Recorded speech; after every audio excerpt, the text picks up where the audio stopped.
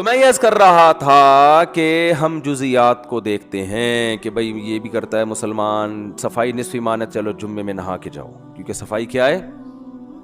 بولو، پہلے چاول کا شاپر اوپر سے کھڑکی سے پھینکو، نیچے باہر، یہ نہیں دیکھو کس کے گھر کے باہر جا کے گر رہا ہے، کیا ہو رہا ہے پڑوسیوں کے، تو یہ چھوڑو. جمعے میں کیا کرو؟ ڈیٹول سے نہاؤ. جمعے میں مسلمان، جمعے میں نہانا کیا ہے؟ سنت عمل ہے. ڈیٹول سے نہائیں گے آج، سینیٹائزر سے نہائیں گے آج ہم، کورونا بھی پھیلا ہوا ہے ٹھیک ہے نا، کیونکہ نہانا کیا ہے؟ سنت. اور ماشاءاللہ استنجا پونے گھنٹے کا استنجا، کیونکہ صفائی کیا ہے؟ نصف ایمان ہے. میں نے دیکھا ہے وہمیوں کو، اور اب تو یہ وہم کا مرض اتنا ہے کہ ہر تیسرا چوتھا آدمی اسی طرف جا رہا ہے. وہ صفائی، وہ وہمی والی صفائی نا. واش روم میں بیٹھا ہوا ہے، لوٹوں کے لوٹے خالی کر دیے، بالٹیوں اس کا بخت کا معذرت کے ساتھ استنجا ہوئی، اتنی صفائی کا عادی ہے یہ. او بھائی تو 2 منٹ لگا یار، بس ہو گیا صاف، کافی ہے. اس کی میڈیکل رپورٹ کی ضرورت تھوڑی ہے کہ جراثیم سارے مر گئے کہ نہیں مر گئے، آغا خان سے ٹیسٹ کرواؤ جا کے، یار دیکھنا کوئی جرثومہ باقی تو نہیں رہ گیا. تو آپ اس قدر وہمی. اور پھر وضو کے لیے دیکھو، صفائی چونکہ نصف ایمان ہے، تو اب وضو میں نل کا کھول کے بیٹھ جائیں گے اور ایسے رگڑائی ہو رہی ہے جیسے گاڑیوں کی رگڑائی ہوتی ہے نا، گاڑیاں جھلتی ہیں نا اس میں، سروس اسٹیشن پہ جو گاڑیاں دھلتی ہیں ان کی پوری لپائی پتائی، تو بیٹھ کے گھنٹوں پورا نل کا پورا فل کھولیں گے، رگڑ رگڑ ایسے رگڑے جا رہے ہیں کہ کہیں بال خشک نہ رہ جائے. بھائی آپ ایسے چلو میں پانی لو، یوں کرو، نل کا بند کر دو، ختم. 3 دفعہ پانی لو، ہو جاتا ہے، بس اتنی کافی ہے صفائی. باقی دوسری صفائی کو فوکس کرو بھائی. گھر کو صاف رکھو، گھر کے باہر کا ایریا صاف رکھو، کپڑوں کو صاف رکھو، خواتین کو سمجھاؤ کچن کو صاف رکھیں. ہمارے ہاں مشہور تھا پہلے، اب تو دادیاں نانیاں یہ باتیں بتایا کرتی تھیں کہ کسی خاتون کا رشتہ آیا ہو نا کسی گھر سے، تو جب اس کے گھر جا کے خاتون کو دیکھنا ہو کہ ان کی بیٹی سلیقے والی نہیں ہے یا نہیں ہے، تو 2 چیزیں دیکھو، ایک واش روم اور ایک کچن. 2 منٹ میں دودھ کا دودھ، پانی کا پانی، اچانک چھاپا مارو. کیونکہ ویسے آپ بتا کے جاؤ گے تو اس دن تو وہ تیزاب سے دھوئیں گے کچن کو کہ بھئی رشتے والے آ رہے ہیں، اور وہ زندگی میں پہلی اور آخری دفعہ دھلا ہوگا. بس چھاپا مارو اور دیکھو جس لڑکی نے اپنے گھر سے سلیقہ نہیں سیکھا، کسی کا باپ بھی اس کو سلیقہ نہیں سکھا. یہ دماغ سے نکال دو کہ جب وہ آئے گی تو خود ہی سیکھ لے گی. یہ نہیں ہوتا. یا تو بالکل کم عمری میں شادی ہوئی ہو نا، وہ پھر ایک الگ بات ہے، یعنی بالغ ہو چکی ہو لیکن عمر کم ہو تو وہ پھر ایڈجسٹ ہو جاتی ہے. لیکن جو آج کل جن پکی عمروں میں شادیاں ہو رہی ہیں، اب اس کو سلیقہ سکھانا چھوڑ دو، اب نہیں ہو سکتا. اب بس اپنا کمرہ تھوڑا سا خود جھاڑو لگا کے صاف کر لیا کرو، کیونکہ جو یہ ماں باپ سکھاتے ہیں، باپ بھی نہیں، یہ ماں سکھاتی ہے، اس میں باپ کا بھی کردار نہیں ہوتا. تو لوگ پھر لڑتے ہیں مجھ سے، آ کے بولتے ہیں یار وہ سلیقہ نہیں ہے. میں نے کہا پہلے سے نہیں تھا تو اب نہیں ہو سکتا، اب نہیں، اب برداشت کرو ایسے ہی. میں یہ نہیں کہتا کہ خدا نخواستہ ان بیسوں پہ علیحدگی ہو، یہ تو یہ نہیں ہو. اور یہ بعض لوگ کا خیال ہے ہم گھر میں ماسیاں رکھ لیں گے تو صاف ہو جائے گا گھر. دماغ سے قیامت تک کے لیے یہ چیز نکال دو کہ اگر آپ کی گھر والی کی طبیعت میں سلیقہ نہیں ہے، ماسیاں 100 بھی رکھ لو گے، گھر صاف نہیں رہے گا. کیونکہ گھر کو صاف کرنا یہ آسان ہے، رکھنا بہت مشکل ہے. جن کی طبیعتوں میں صفائی اور سلیقہ ہوتا ہے نا، وہ گھر صاف رکھتے ہیں، کرتے نہیں ہے. کرنے کا مطلب ایک دفعہ ہو گیا بس، وہ تو پھر فوراً گندا ہو جائے گا. ارے ایک دفعہ کچن صاف ہو گیا صبح تو فوراً ناشتہ بنے گا تو دوبارہ گندا ہو گیا، لنچ میں دوبارہ گندا ہو گیا، بچے کو کچھ پلانا ہے دودھ گرم کر کے وہ دوبارہ گندا ہو گیا. تو گھر صاف کرنا اتنا بڑا مسئلہ تھوڑی ہے، رکھنا بڑا مسئلہ ہے. تو بعض خواتین گھر صاف رکھتی ہیں، بعض کرتی ہیں رکھتی نہیں ہے، اور بعض کرتی بھی نہیں ہے رکھتی بھی نہیں ہے. تو جو آج کل مارکیٹ میں چل رہا ہے نا، وہ یہ تیسری قسم زیادہ چل رہی ہے کہ نہ کرنا ہے نہ رکھنا ہے. کیونکہ معذرت کے ساتھ ماں باپ ان کو دنیا کی ہر چیز سکھا رہے ہیں، گھرداری نہیں سکھا رہے. کیونکہ ہماری یونیورسٹیوں کا گھرداری ٹاپک ہی نہیں ہے. آپ اپنی بچیوں کو اسکول میں کالج میں پڑھا رہے ہو، ان کا ٹاپک میڈیکل سائنس ہے، ان کا ٹاپک فزکس ہے، ان کا ٹاپک کیمسٹری ہے. گھر تو سائنس کے ٹاپک میں آتا ہی نہیں ہے نا. اب یا تو گھرداری کی معاشرے میں ضرورت ہی نہیں ہے تو اس کو بھی سکھانے کی ضرورت نہیں. آپ سمجھتے ہو صرف معاشرے میں انجینئر چاہیے, ڈاکٹر چاہیے. او بھائی معاشرے کو ایک گھر والی بھی تو چاہیے نا اچھی. یار کیا کریں یار, سمجھ میں کیوں نہیں آ رہا یار. مجھے بتاؤ معاشرے کو ایک گھر اچھے گھرداری کی بھی تو ضروری.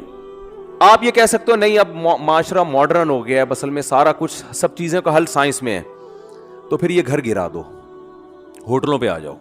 یہ جو گھر بنا رہے ہو نا بحریہ ٹاؤن میں, ڈیفینس میں, گلشن اقبال میں, یہ ان ٹوپی ڈراموں کی ضرورت نہیں ہے. خام خواہ کی انویسٹمنٹ بلا وجہ کی, نہ کرائے پہ لو نہ خریدو, پھر ہوٹل میں رہا کرو.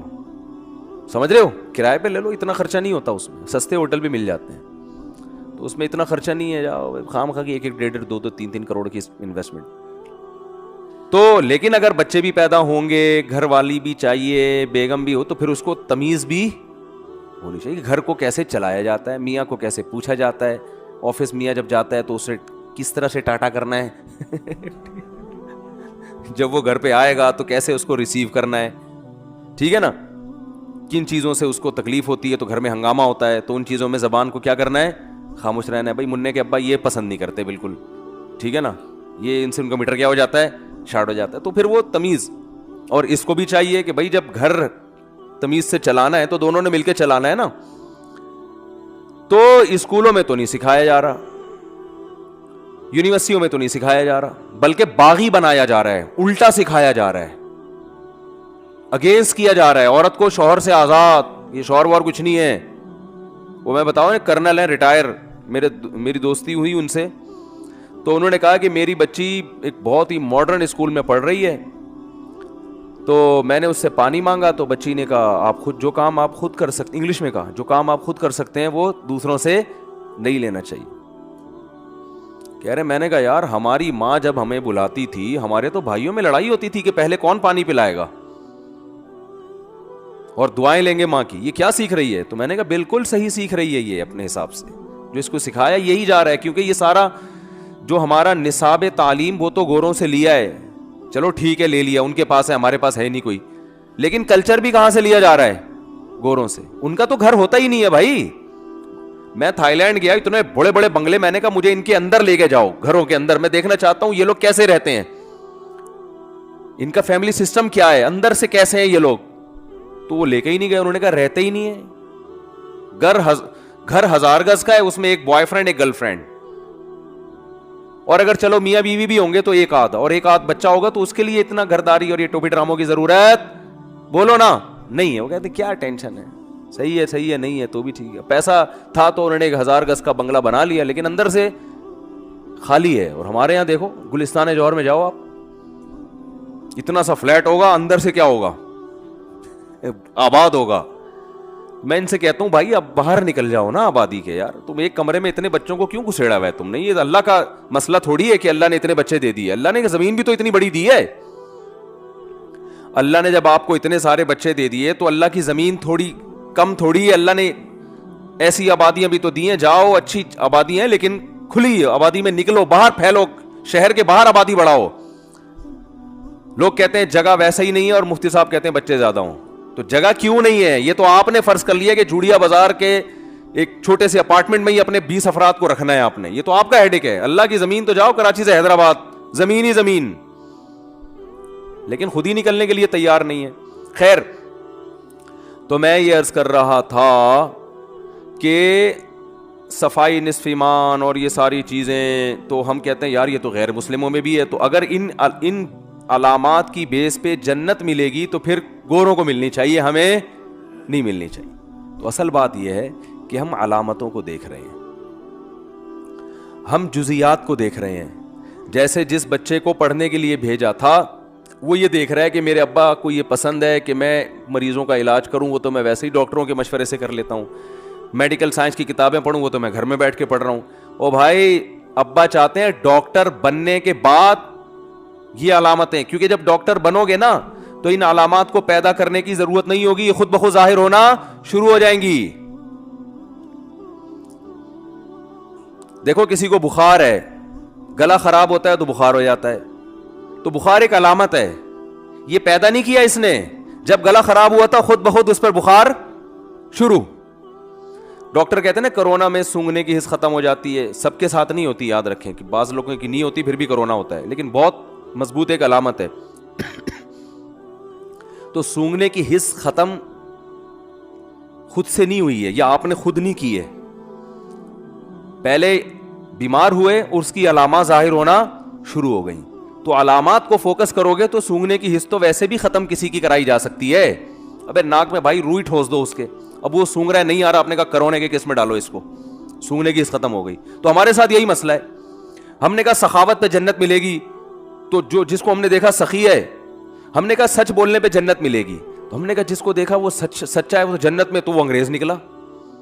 اور ادھر قرآن کہہ رہے بھائی جنت میں تو مسلمان جائیں گے, ہے وہی. ہم نے کہا یار صفائی نصف ایمان ہے اور صفائی پر جنت ملے گی, تو ہم جب گئے باہر ملکوں میں تو ہانگ کانگ کو ہم نے بڑا صاف ستھرا دیکھا.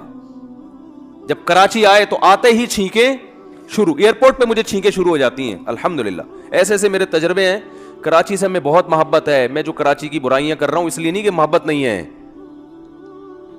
دکھڑا سنا رہا ہوں, دکھڑا کہ ہمارے حکمرانوں نے بیڑا غرق کر دیا ہے کراچی کا. تو اور میں لسانیت اور عصبیت کا قائل نہیں ہوں. میں جب کراچی کی بات کرتا ہوں تو لوگ کہتے ہیں مہاجر اور پٹھان کا مسئلہ ہے, ایسا نہیں ہے, یہ دماغ سے نکال دو اپنے. بہت سے میرے کچھ بیانات کو لوگ غلط لے کے جا رہے ہیں. ہم نے عصبیت اور لسانیت کو اگر فروغ دینا ہوتا تو جب لسانیت اپنے عروج پر تھی اس وقت ہم نے لسانیت کے خلاف بیانات کیے ہیں کہ اسلام میں پٹھان مہاجر پنجابی کچھ نہیں ہوتا, ایک باپ ایک ماں سے اللہ نے پیدا کیا ہے. عربی کو اجمی پر فضیلت نہیں دی.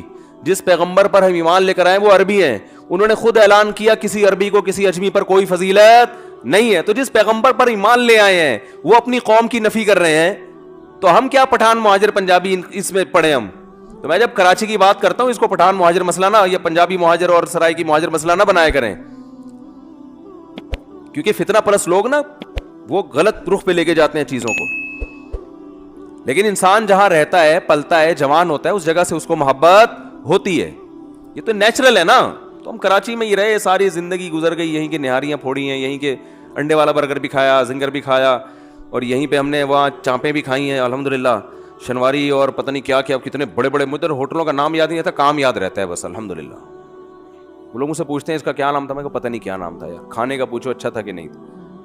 تو کھانے ہمیں یہاں کے مزے کے لگتے ہیں, نہاری ہے اور اس میں نیمبو نچوڑو اور مغز ڈلواؤ اور تھوڑا مکھن کا تڑکا لگواؤ اور پھر اپنی ذمہ داری پہ کھاؤ. اور اس پہلے سوچو کہ صبح پولیس آ کے اٹھائے گی آپ کو یا خود اٹھو گے, یہ سوچ کے کھاؤ. خیر, تو وہ تو ہر آدمی کو ہوتی ہے اپنی جگہ سے محبت. تو ہم نے علامات دیکھی, بس 4-5 منٹ میں بات کمپلیٹ کر رہا ہوں. علامات دیکھی, ہم نے کہا یار اللہ نے قرآن میں کہا کہ صدقہ خیرات کرنے والے جنت میں جائیں گے, یار وہ تو اتنا بڑا ٹرسٹ بنایا ہوا ہے اس نے فلاں آدمی نے. ہم نے کہا کہ بھائی وہ جھوٹ بولنے والے جہنم میں جائیں گے, تو جھوٹ تو سارے کون بول رہے ہیں. تو اصل میں قرآن یہ علامتیں بیان کر رہا ہے. یہ ایسے ہی ہے جیسے ڈاکٹر علامتیں بیان کرتے ہیں کہ سونگنے کی حس چلی جاتی ہے کرونا میں, تو ہم کسی کو کرونا کا پیشنٹ بنانے کے لیے نا اس کی سونگنے کی حس کو فوکس کر رہے ہیں کہ اس کی سونگنے کی حس ختم کرو, اس سے وہ کرونا کا پیشنٹ نہیں بنے گا. یہ علامات ہیں. تو اللہ چاہتے ہیں آپ میں کچھ اندر سے ایسی تبدیلی ہو جس کی وجہ سے آپ, جب یہ تبدیلی اندر سے چینجنگ آئے گی تو خود بخود یہ چیزیں ظاہر ہونا شروع ہو جائیں گی. وہ اندر سے چینجنگ کیا ہے, وہ بڑی خاندانی ہے. وہ اللہ کرے کسی طرح کھوپڑی میں اتر جائے. وہ چینجنگ یہ ہے جو میں بار بار کہتا رہتا ہوں, وَمَا الْحَيَاةُ الدُّنْيَا إِلَّا مَتَاعُ الْغُرُورِ. یہ دھوکے کا گھر ہے, مسافر خانہ ہے, دل لگانے کی جگہ نہیں ہے. اس سے محبت مت کرو. جب دنیا سے محبت نہیں کرو گے تو پھر تو جب آخرت سے محبت شروع کر دو گے پھر تو سارے کام آخرت کے لیے ہوں گے نا. سخاوت خود بخود ہوگی. جھوٹ سے خود بخود بچے گا, اس کو پتا ہے جھوٹ بولنے سے دنیا میں کامیابی ملتی ہے, آخرت میں اللہ کی نظر میں انسان بہت زیادہ گر جاتا ہے, اللہ کی نظر میں اس کا مقام ختم ہو جاتا ہے. ہمارے نبی ایگریمنٹ پورا کر رہے ہیں, اپنے ساتھی کو غیر مسلموں کے حوالے کر رہے ہیں, اور میں ایگریمنٹ توڑ کر دوسرے کا پیسہ لے لوں, یہ کیسے میں پیغمبر کو قیامت کے دن منہ کیسے دکھاؤں گا. میں نے معاہدہ کیا تھا کہ اتنے لاکھ روپے میں فلاں تاریخ تک پہنچا دوں گا, تو کل قیامت میں جب نبی صلی اللہ علیہ وسلم حوض کوثر پہ پانی پلائیں گے تو کیسے سامنا کروں گا. آپ کہیں گے میں نے ایگریمنٹ کیا تھا تو اپنے ساتھی کو غیر مسلموں کے حوالے کر دیا ان کے رحم و کرم پہ, اور تو نے ایگریمنٹ کیا اور دوسرے کے کروڑوں روپے تو نے ہتھیا لیے. کس منہ سے آیا تو حوض کوثر پہ پانی پینے کے لیے؟ لیکن وہی بات ہے نا, جب غیرت ختم ہو جائے تو یہ ساری چیزیں خود بخود ختم ہو جاتی ہیں. تو جب آپ اصل میں مسلمان علامات کو فوکس کر رہا ہے, وہ اپنے آپ کو اندر سے تبدیل کرنے کے لیے تیار نہیں ہے, وہ دنیا سے دل لگانا نہیں چھوڑتا. وہ کہتے ہیں یہ دنیا اصل ہے بھائی, یہاں جس نے کھا لیا پی لیا, ہاں ٹھیک ہے تھوڑا بہت نماز روزہ بھی چلتا ہے یار, تھوڑا بہت مدرسے میں ڈبے میں پیسے ڈال دیے, تھوڑا کسی غریب کی مدد کر دی, چلتا ہے تھوڑا بہت, تو وہ تو کافر بھی کرتے ہیں نا. ہو سکتا ہے قبر وبر میں تھوڑا بہت کام آ جائے. جب وہ عربی ڈرامے دیکھ سکتے تھے کہ شاید اس سے بخشش ہو جائے, ایک صاحب سے پوچھا گیا کہ آپ کیا کرتے ہیں؟ انہوں نے کہا میں عربی ڈرامے دیکھتا ہوں. کیوں بھائی؟ کہہ رہے ہیں ہو سکتا ہے قیامت کے دن اس سے بخشش ہو جائے میری. اللہ کہے گا کہ بھائی عربی سے محبت تھی, عربی ڈرامے دیکھتا تھا.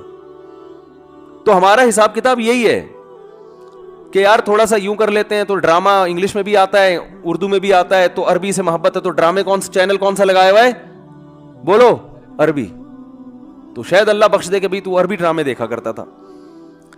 تو یہ حساب کتاب چل رہا ہے اندر سے. جب تک صحابہ اندر سے چینج ہو چکے تھے, سمجھ رہے ہو, تبھی تو آپ دیکھو نا صحابی رسول کو قتل کے لیے لایا گیا تو کھڑا کیا گیا ان کو مشرکین مکہ نے کہ اب ان کو قتل کریں گے, گردن اڑائیں گے. تو انہوں نے, ان کا ارادہ ہوا کہ میں اپنے جسم کی صفائی کر لوں شہادت سے پہلے, جو غیر ضروری بال ہوتے ہیں وہ صاف کر لوں.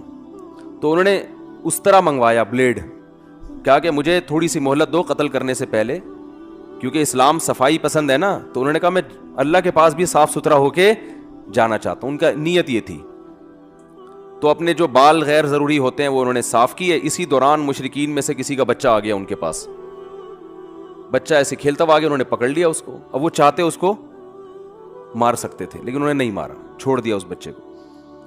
اب جب قتل کا فیصلہ ہوا ہے نا کہ ان کی گردن اڑائی جائے گی, تو انہوں نے شعر پڑھا, فلست ابالی حین اقتل مسلمن حین اقتل مسلمن علی ای شق کان للہ مصرعی وذلک فی ذات الالہ وان یشاء یبارک علی اوصال شلو ممزعی. کیا خاندانی شعر ہے. کہہ رہے ہیں جب میں ایمان کی حالت میں دنیا سے جا رہا ہوں, اللہ کے لیے مر رہا ہوں, تو مجھے اس کی کوئی پرواہ نہیں ہے کہ گردن اڑنے کے بعد میرا دھڑ ادھر گرتا ہے یا ادھر گرتا ہے, کوئی پرواہ نہیں ہے. کیونکہ دنیا مسافر خانہ ہے نا, اصل تو آخرت ہے. تو اینڈ بہت اچھا ہو رہا ہے میرا, اعمال کا مدار اصل میں خاتمے پر ہے نا, تو اینڈ میرا کیا ہو رہا ہے؟ بہت اچھا. حالانکہ دنیا کے لحاظ سے دیکھا جائے تو اب سب سے بڑی ناکامی ہے کسی سے زندگی چھین لینا, اس سے بڑی کوئی ناکامی ہو سکتی ہے؟ ارے زندگی کے لیے تو سب کچھ ہو رہا ہے, اور یہاں جوانی میں ان کی زندگی چھینی جا رہی ہے لیکن خوش ہو رہے ہیں. کہہ رہے ہیں یہ سب اللہ کے لیے ہو رہا ہے, اور خدا کے پاس جانے والے ہیں, وہ بدلہ دے گا. دنیا مسافر خانہ ہے, یہاں سے تو ویسے ہی. تو جو اللہ نے آزمائش کے لیے بھیجا ہے اس میں بھرپور طریقے سے پورا اتر رہا ہوں میں اللہ, کیونکہ میرا اینڈ کیا ہو رہا ہے؟ انجام بہت اچھا ہو رہا ہے. کہ اللہ مجھ سے پوچھے گا تو نے کیا کیا, میں کہوں گا اللہ میں تیرے پاس آیا اس راستے سے ہوں, تیرے دین پر ڈٹا رہا. آج بھی وہ اعلان کر دیتے کہ میں واپس کافر ہو جاتا ہوں, میں تمہارا دین, وہ چھوڑ دیتے. وہ جو ہے نا مشرکین مکہ چھوڑ دیتے کہ بھئی یہ تو مسلمان سے دوبارہ کافر ہو گئے, کوئی بات نہیں. لیکن وہ کیا کہہ رہے ہیں؟ لست ابالی حین اقتل مسلما, میری موت اسلام پر ہو رہی ہے, ایمان پر ہو رہی ہے. تو خوش ہو کے اس کو کہہ رہے ہیں کہ بھائی اب تو مجھے پرواہ نہیں ہے. علی ای شق کان للہ مصرعی, کہ اللہ کے لیے جو میرا دھڑ زمین پہ گرے گا, ادھر گرے یا ادھر گرے. جب قتل ہوتا ہے نا, کبھی دائیں طرف گرتا ہے کبھی بائیں طرف گرتا ہے. وذالک فی ذات الالہ وان یشاء, اور یہ سب اپنے معبود کی رضا میں ہو رہا ہے, اور میرا رب چاہے تو میری لاش کے ٹکڑوں میں ہی برکت ڈال دے گا. وہ کتنے قتلے بنانے بنا دو, انہی قتلوں میں اللہ برکت ڈالے گا. اور وہ اس برکت کہتے ہیں خیر کو. جتنے قتلے میری لاش کے بنیں گے نا اتنی برکت ہوگی. قیامت میں کہوں گا اللہ تیری راہ میں یہ سب کچھ کیا. اور ہم زندگی کے اتنے حریص ہیں کہ جو پیسہ اپنے لیے, اپنی اولاد کے لیے, کیا ہے 90 سال 100 سال تک ہم مرے نہیں, تیار ہی نہیں ہے مرنے کے لیے. تیار ہوتے تو 60 سال میں بنگلے خرید رہے ہوتے.